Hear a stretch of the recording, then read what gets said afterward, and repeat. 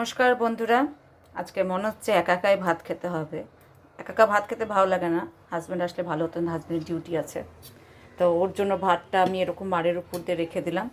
আর এখন করছি হচ্ছে এই যে, আচ্ছা, আমি একটা ভুল ইনফরমেশান দিয়েছিলাম যে এখানে করতে বোধহয় বহু টাইম লাগে। আমি দেখলাম করে, প্রথমবার করছিলাম তো প্রত্যেকটা মুহূর্তকে এক্সপিরিয়েন্সের মধ্যে নিচ্ছিলাম। তো প্রথমবার এইটুকু করে বুঝলাম যে একবার যদি গরম হয়ে যায় তাহলে আপনার ভালো ফোটে, মানে রান্না। তো এটাতে ভয় পাওয়ার কোনো কিছু নেই, দারুণ হয় এই আপনার রাইস কুকারে রান্না। তবে এইটা আমি রেখে দেব আমার এই প্যান্ডামিকটা চলে যাওয়ার পরে।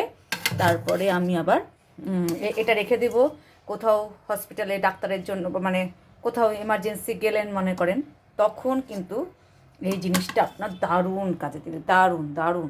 মানে ভালো রান্না হয় কিন্তু, মানে আপনি ওই হোস্টেলে গিয়ে খেতে পাচ্ছেন না, তার থেকে ডাল ভাত, একটু মাছের ঝোল বা ডিমের ঝোল, মাংসের ঝোল, চিকেনের কষা এরকম করে রান্না করে নেবেন, খুব ভালো হবে, খুব ভালো, খুব ভালো। পছন্দ হয়েছে আমার রাইস কুকার।